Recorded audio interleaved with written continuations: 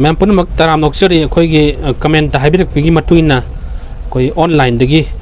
माइगी recharge कमाइना कक्कदगे हाबिदि मतंगदा I ngasi live proof oina ai practical to hajarake aham si google jida type to biro sida mspd se thole ana charge to gi mspdcl billing research te sida sangbiro sida thola ni sigi interface thola ba matung dagi di si aham khwadi website sida si aham sida sangbiro matung da adom na to video si adongi meter dogi connection id na sanga juare dai sida meter number na sida mail laga search to juare ani ji mong da ame te ai ko ado hen convenient oi badi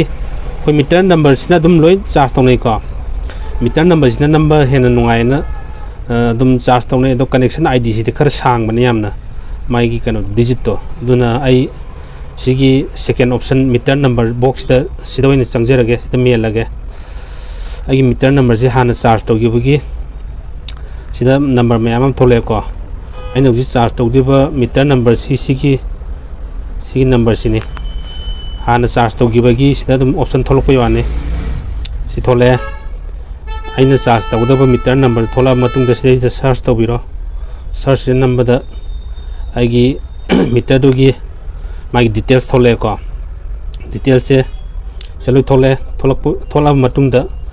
हौजी तौबिदो C register consumer name J C copy तौर से paste तौगदब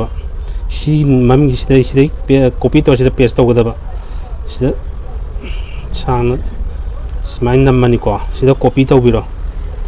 copy तौर मतुंग से direct paste तौबिरो अदो सुमाइन copy तौद्रगसु Irga मेनबसु याय अदो सोईदबदी error लेतबदी सुमाइना कॉपी तौर डायरेक्ट सुमाइन पेस्ट तौबसिना सोईदेबको अदो आइगी सिगी डिवीजन नंबर थोले अदो आइगी मोबाइल नंबर सिदा फिलअप तौरनी आइगी हाना सिदा मेन गिबगी आइदी ऑलरेडी सुम फ्रीक्वेंट अखोई याम तोइना चार्ज तौबनिना फोन नंबर थोले ईमेल थोले को आइगी हाना सुमाइना तोइना चार्ज तौबि सिगी फिलअप तौबिरे सिदा फोन नंबर सिदा मेल ले अदुगा आइगी ईमेल सिदा लेरे अदो आई सिगी मीटर नंबर सिगी डिवीजन ओन सी सिंगजमै ओय अदो सिगी आइना चार्ज तौदब अमाउंट तो सिदा सेलेक्ट तौबिरनी आइना हौजी चार्ज तौदि सी 500 की तौगेरा लिसिंग तौगेरा लिसिंग 500 तौगेरा अदो आई हौजी 500 की ओन तौरगे 500 सेलेक्ट तौ मतुंग सिदा क्रेट सिदा नमनी को सिदा आइगी रिक्वेस्ट तौबगी ट्रैकिंग दो सक्सेसफुल ओरे न सिदा मेसेज लाए दो सिदा ओके सिदा नंबिरनी ओके से नंबर मतुंगदा हौजी सेकेंड स्टेप त तौदोइसी ए हौजी की ट्रैकिंग दु आईडी नंबर दो सिदा पेमेंट तौदिनेबको सिदा पेज दं नंबिरनी पेज दं नंबिर मतुंगदा सिदा ऑप्शन मैम थोले credit card debit card internet banking QR code UPI अदो अतै डेबिट कार्ड ते तौजी लुप 10 मुक कक्पगुम लुप 10 कएबको इन नवाई सुम तौगिबदा दो आइगी QR code UPI sorry UPI की कनोदगी चार्ज तौबो तारगदी 500 डायरेक्ट अदुम कखिनेबको अहेन चार्ज कवयबको अदुना ए हौजी यूपीआई की ऑप्शन सिदो नमजरगे अदो यूपीआई से अमुक सिदा मेक पेमेंट सिदा अमुक हन सिदा क्लिक तौबिरको अइना हौजी टोटल अमाउंट अइना हौजी पे तौदि सिलुपा 100 नि 100 की रिचार्ज साप्ता 100 खतनि संगदि अहेन चार्ज यावदे को सिदा अदो सिदा प्रोसीड विथ पेमेंट सिदा मखाम चथरसी सिदा चथर मतुंगदा अदोंगी यूपीआई आईडी दो यूपीआई आईडी हाना चिंफा पुब दरकार लो ओय खंगदगदी जीपे दे यावबनी यूपीआई आईडी अदुगी मतंग दे कोन हाइजरगे आईगी यूपीआई आईडी सिदा मेनजरगे